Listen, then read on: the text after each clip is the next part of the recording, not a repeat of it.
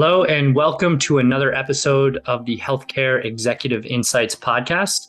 My name is Elliot Sloan with the Macallan Group, and we are very excited for today's guests. We have Kirsty Griffin, the Director of Public Relations at Gulfside Healthcare Services. Kirsty, thanks so much for taking time to chat with us today. Of course. Thanks for having me. I'm excited to be here. Yeah, it's our pleasure. So tell me a little bit about your professional background, and then we'll jump in to talk more about Gulfside Healthcare Services. Sure. So I've actually been with Gulfside for 9 years. It's been quite the journey. I've got a bachelor's in mass communications with a specialization in public relations from the University of South Florida. And I started at Gulfside not long after I finished my time there and have grown, grown my career here at Gulfside, which has been really, really exciting to see the organization grow as much as it has in the last 9 years. Yeah, so you've been there to see a lot of transformations, I imagine. Yes, definitely. So we have 3 divisions. We have hospice, which is how we started 32 years ago. And then we have a palliative care division, which they launched right before I started. And then actually just a couple of years ago, we launched our home health division as well. So I was a big part of, creating the branding and the look and really rebranding the entire organization to add in that third business line. Do you think that third business line was because of the pandemic and more people looking for solutions that can come to their home? So we actually started that process in 2018. So that Wow. was before the pandemic. So we were a little ahead on that. But one of our main focus and the reason that we have those 3 services is so that we can provide a continuum of care. So, so often we get patients who they're not ready for hospice or they're not ready to hear the word hospice. And so we've got our palliative care program for those with chronic illness that are not in the hospice stage yet, but they still need support.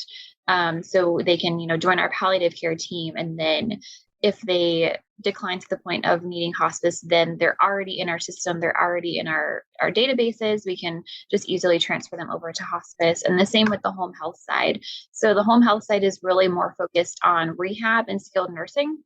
Sure. And so the goal of that is totally different than the goal of hospice. The goal for that home health is to get people back on their feet, back to where they were before they had their hip replacement or before they had their stroke, and really, really get them back to the life that they had before. Sure.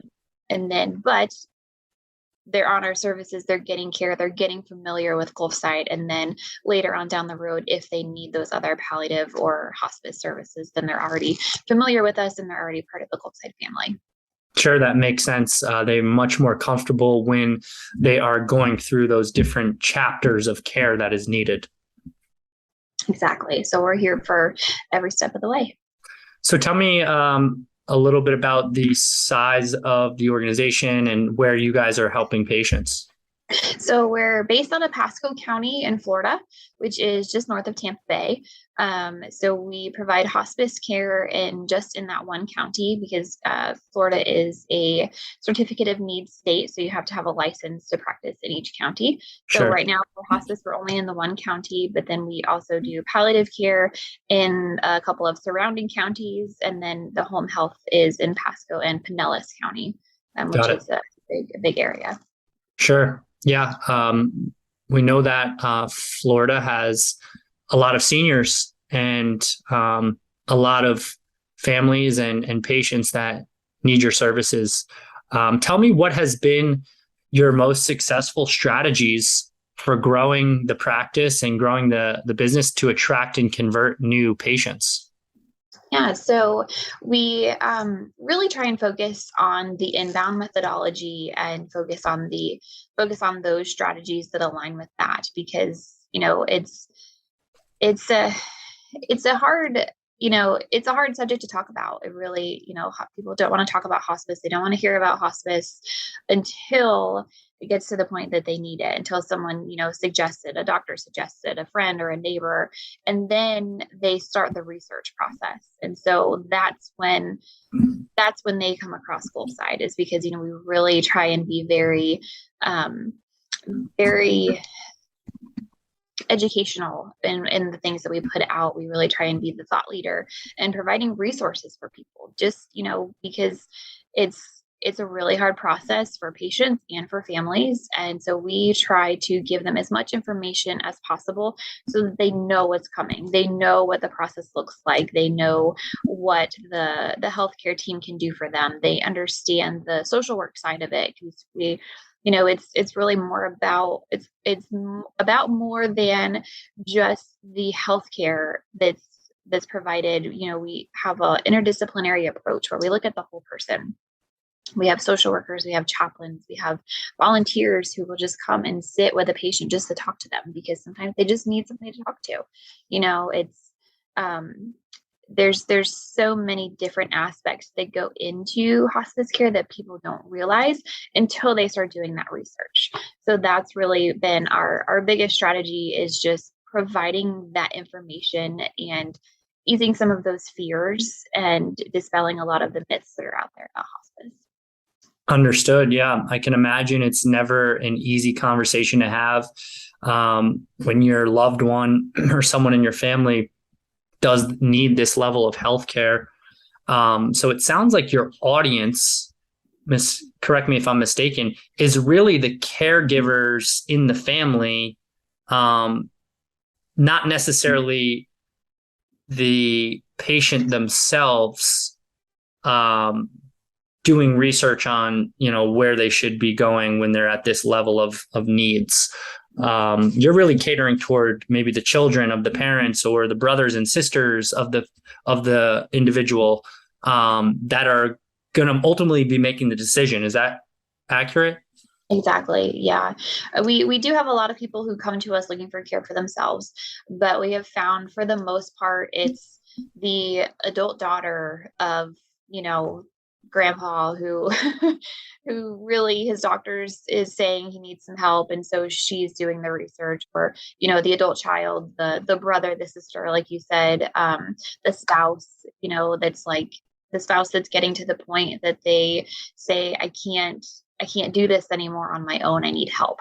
And so really that's where we like to focus on, because we do a lot for the patient, but we also do a lot for that caregiver as well. And so, it's not just about the care for the patient, which it is about that, but then also, there's a lot of training that goes in, that our staff will go in and they will teach the caregiver how to help the patient do different things, how to help change the bed linens, how to help move them from the bed to the chair if they're immobile. A lot of those kinds of things that really just take that weight off of the caregiver when they're trying to do that by themselves.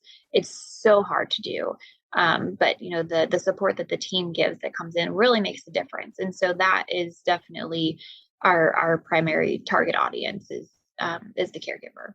Sure. Yeah. And like kind of what you just mentioned is your work doesn't just go into the patient, it goes into the whole family and everyone that's involved in continuing that care. They need to be just as comfortable and prepared as the patient themselves. Exactly. Mm-hmm. So your strategy has been really to become a thought leader in the industry, provide valuable resources that is, free education. Like, hey, we want to be a stop for you to learn what are your options out there, what you should be looking for in a hospice center, what are your expectations should be. And you're just giving that information out, knowing that you're going to help a lot of people and potentially some of those will come to you as a center they'd love to send their loved one to. Yeah, absolutely. I mean, looking at our website analytics, we have people on our website from all over the country. And it may be that, it's an adult daughter who lives in Michigan, but their parents are down here in Pasco and they're looking at our website. Or it may be that, there's someone who lives on the other side of the country, but they're just looking for information and we've got that information for them. So, definitely for us, it's very educational focus. Like we have a blog on our website and almost every blog post has some kind of resource connected to it, some kind of, checklist that they can download or some kind of guide, that kind of thing, because it really is important. And then from a marketing perspective, once they have downloaded that guide and they've opted into email communications from us, then we can, continue that marketing funnel and, keep giving them more relevant information in hopes that they may turn into a client or a lead. But really, if they don't, as long as we know that we've given them helpful information that's helped them along this journey, then that's okay. Absolutely. That makes a lot of sense. It's a soft sale, right? You're not looking to say, come here, we're the best. It's, hey, here, we want to help you however we can. Mm-hmm. Even if you don't actually become a client of ours, we're here to help. Exactly. And to that end too, we do a lot of things for the community as well. We have grief support groups, we have caregiver support groups, and those are open to anyone in the community. We even offer those over Zoom so that anyone really in the country could join in on the group. And that's not with the expectation of anything, because those are free resources that we give, free groups for people, because those groups provide so much value for those caregivers or for those grieving loved ones that, it's just the right thing to do, I guess. Yeah. I mean, you guys have a lot of answers that people are searching for. So if you're willing to share that information, you're serving the communities at large, your local and national communities. And I think if you put service first and patient first, then the business follows. Exactly. So if I were to throw the question at you, paid ads versus organic content, and what drives more patients? So I know your strategy is built around education and knowledge and resources, but I guess I can dig in a little bit deeper there. Are you promoting these resources organically by sharing them in Facebook groups where you don't need to pay to play, or, having really high SEO where people are finding these blogs without paying for ad placements? Or are you running ads to say, we have these resources and we want to get these resources in front of the right demographics, but they're free. Once you find us and you get to our landing page or you get to our site, we have this great library of resources to get people connected with that information. Are you finding more organic strategies to get that out, or are you doing a lot of paid ad campaigns? We're really doing a combination of both. So we definitely focus a lot on SEO when we're writing the content for our website, and we are sharing our content on social media on our pages that we already have. And then, depending on what it is, if it's, something that's within our strategic goals we really want to push and promote, we'll put some ad dollars behind those as well. We also have Google Ads running. So we work with a company who specializes in the Google Ads grant, because we are a nonprofit. And so we're able to utilize that grant from Google for the Google Ads. And, whenever we've got a new blog post or, a new resource that's on the website, we definitely focus on a Google ad set on that as well. And so it's a combination of both. Got it. A good multimedia strategy. Exactly.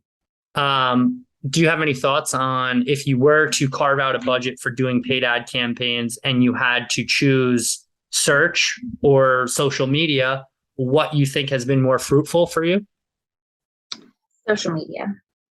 I definitely am a fan of social media ads, just because, and I say social media, but I would maybe kind of broaden that a little bit to say ads that can be targeted. Obviously, with search ads, you're targeting location, you're targeting, their key search terms. But what I really appreciate, I guess, is through social media, how there's so many more demographics that you can use to narrow down that audience of who you're sending your messages to. So definitely, we work with some other third-party companies to do some digital advertising that also will focus on certain demographics, ages, that kind of thing. And I think that those are definitely beneficial, because you're not just you're not using the spaghetti method where, you just throw the pasta on the wall and see if it sticks. It's, you're really defining your audience and then putting that content out there. And I think that definitely makes a difference. Yes, absolutely. The amount of data these social platforms have is actually scary. Not only the data you put into the platform, but the data they're buying from data companies. I mean, everything you do, they probably know before you even do it. Yes. So you can get extremely, and some people believe our phones are listening to you. So if you talk about hospice care, there's a chance you might see a hospice clinic advertisement on your social page without even ever searching it.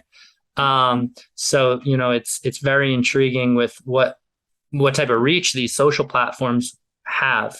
And I think if your creative is done well and your targeting is done well, it can be a perfect storm.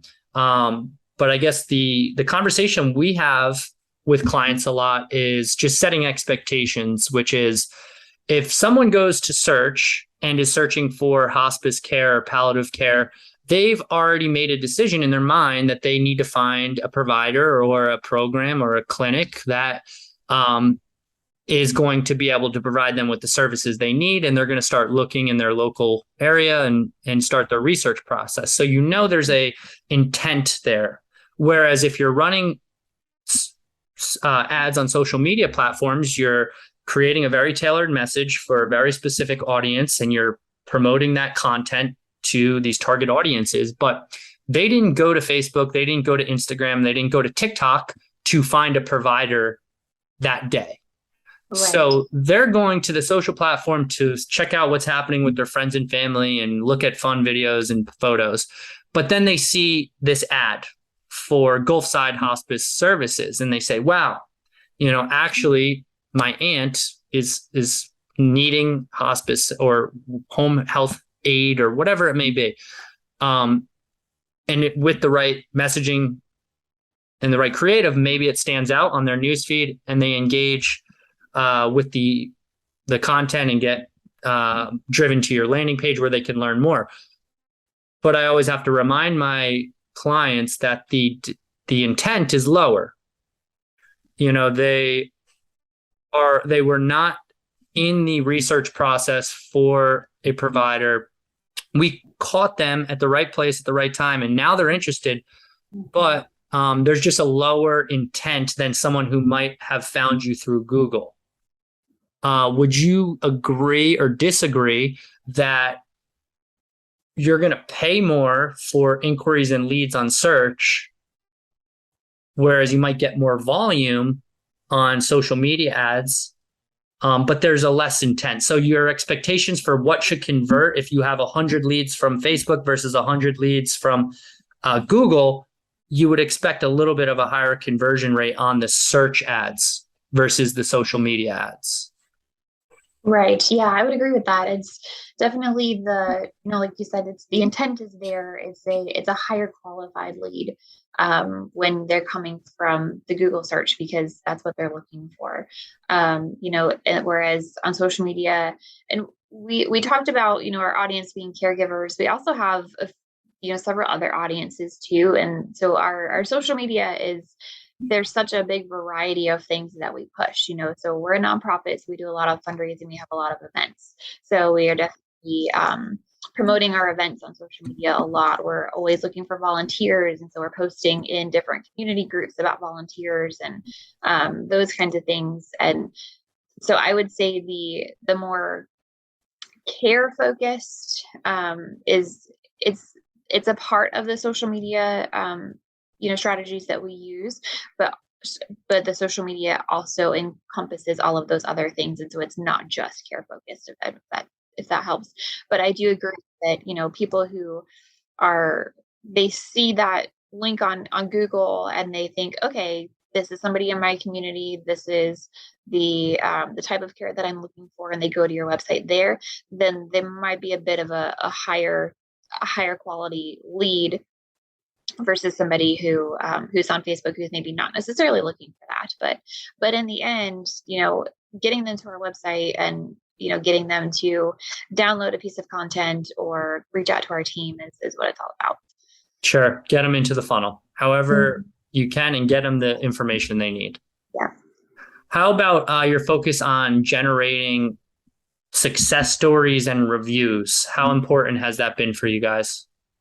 Yeah, that's definitely something that we focus on with all different aspects. Whether it's care focused or giving back through our philanthropy department. It's like we talked about before. It's hospice is a hard subject to talk about, and people who are starting that research process, they're going through a really hard time Yeah, of accepting the fact that my loved one needs support. I can't keep taking care of them myself. I need help, that kind of thing. That's a really hard realization to come to. It's a hard conversation to have. yeah, So hearing those stories from other people who have been there and other people who have gotten the support that they're looking for is definitely impactful. sure. So, I imagine you've invested in doing video success stories from some of your patients or their families. Yes, yes. So we do a little bit of, we do video, we do some written testimonials. Some people are not comfortable being on camera, but we get a lot of handwritten letters that come into the office, which are just always so heartwarming. Yes, Especially, it's you all took such great care of my grandmother, and my family is so grateful for you, and those kinds of messages.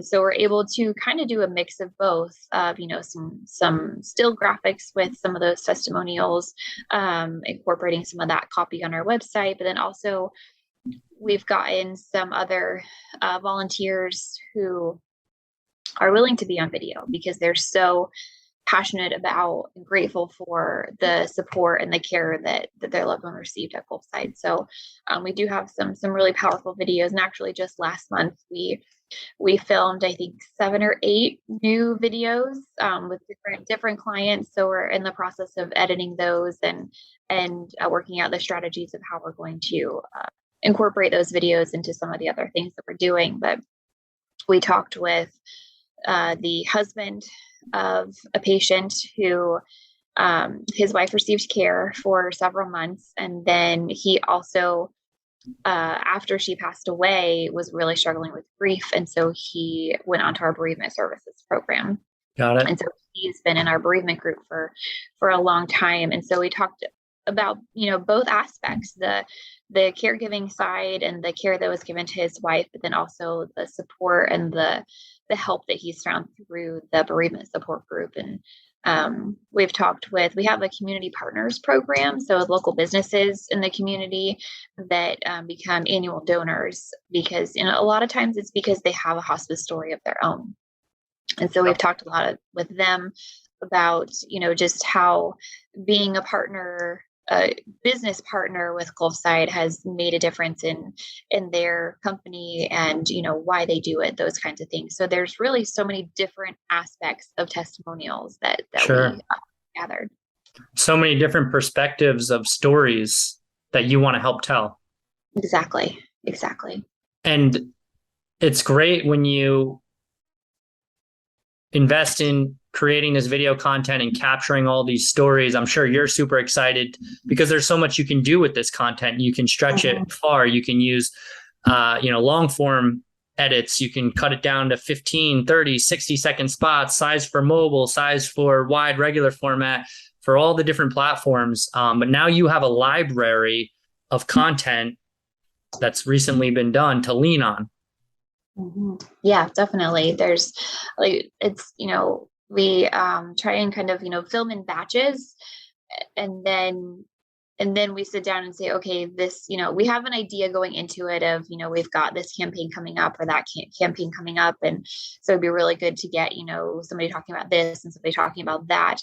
But then oftentimes once you get into those conversations, just some of the things that they start talking about, then it kind of makes you start like, okay, well, we could really use this for, to talk about our veterans program, or, use her testimony about this volunteer who came in and, really highlight our volunteers. And, every year we do an end of the year fundraising campaign and we usually incorporate video into that quite a bit, because especially when it comes to donations, video is very powerful. Oh yeah, of course. And how big is your marketing team?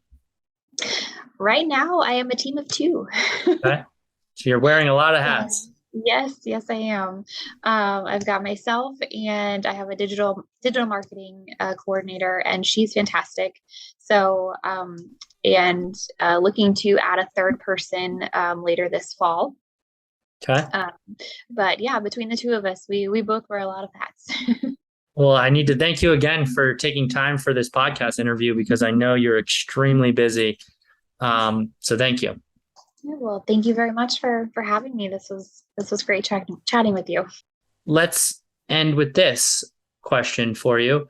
What are some new initiatives and goals for Gulfside? What are, the next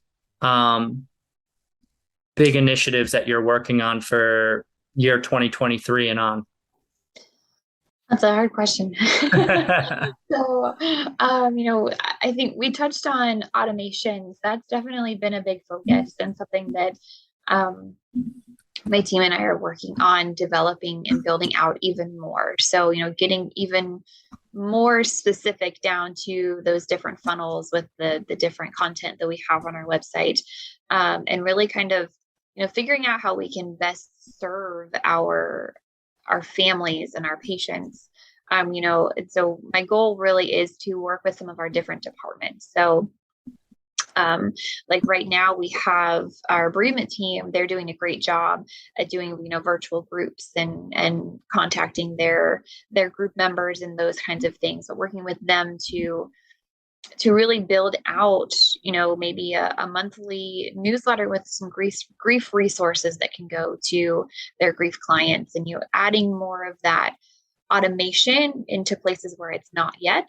And so growing those processes in different areas. That's just one example, but, and doing more, virtual communication with our volunteers. And a lot of our volunteers are of that older generation.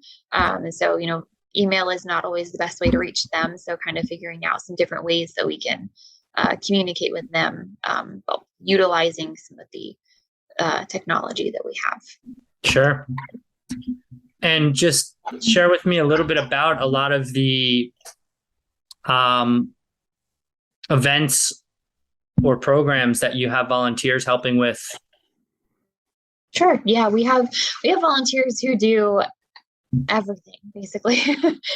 So we've got over 300 volunteers, and wow.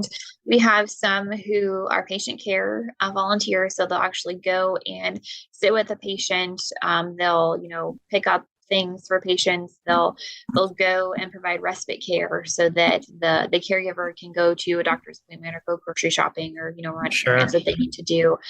Those are definitely important. We have veteran volunteers, and this is something I don't think we've touched on quite yet, but we've got a veteran and first responder program. So whenever we have patients who come in that are a veteran or they're, a retired police officer, retired first responder, we make sure that we, do some extra special things for them. We do a pinning ceremony, give them a certificate, and then we also try to pair them with a volunteer who is also, whether they were a veteran or a first responder, that kind of thing, because there's just such different mindsets and different needs at the end of life for those, for that segment. And, they're able to really connect on deeper levels and understand each other better than just, anybody else would. So those are great volunteers. That's awesome. Volunteers who come into our office and just do administrative support. Sometimes the idea of going and sitting with the patient, they're not comfortable with that. So they can come into the office and work. And then we also have 5 thrift stores. Like I mentioned, we're a nonprofit, so our thrift stores help bring in some extra revenue to make up for the charity care.